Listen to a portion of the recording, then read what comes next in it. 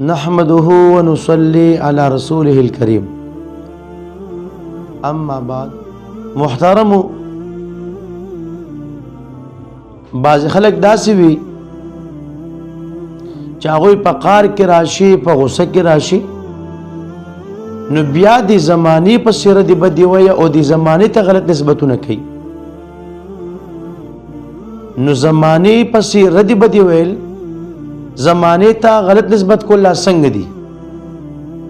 لکه معاشره کې خلک وایي بس دا غلطه زمانه ده او دا خرابه زمانه ده، مونږ خراب زمانه ته پاتې شو، مونږه غلط زمانه ته پاتې شو. نو آیا زمانه ته رد بدی ویل دا صحیح دی کنه دی؟ امام بخاری مولا بخاری شریف جلد نمبر 2 مکتبہ رحمانیہ صفحہ نمبر 440 باندې هغه یو حدیث ذکر کړي چې نبی اسلام او فرمایل چې الله رب عزت فرمایي يسب ابن آدم الدهر وانا الدهر بيدي الليل والنهار. ابن آدم هغه زمانه ته رد بدی وي او دې ته کنځلې کوي، حالان کې زا زمانه او زما پلاس کې شپه ورځ ده، یعنی زه زمانه هم زه د زمانه پیدا کوونکی یم، زمانه خالق یم، په زمانه کې زه تصرف کوم، زمانه کې تبدیلی زه راولم، دغه رنګې زه د زمانې مدبر یم، د دې تدبیر چې کم دی زه کوم.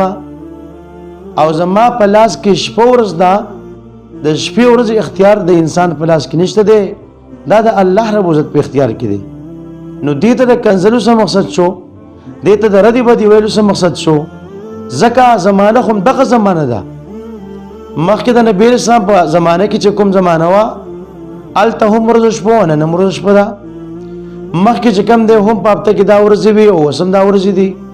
مخکې هم دغه اسمان و، نن هم دا اسمان دی. مخکې هم دا ځمکه وه، نن هم دا ځمکه ده. مخکې هم چې کوم دی د ورځې به دا مقدار و، نن هم دا مقدار دی.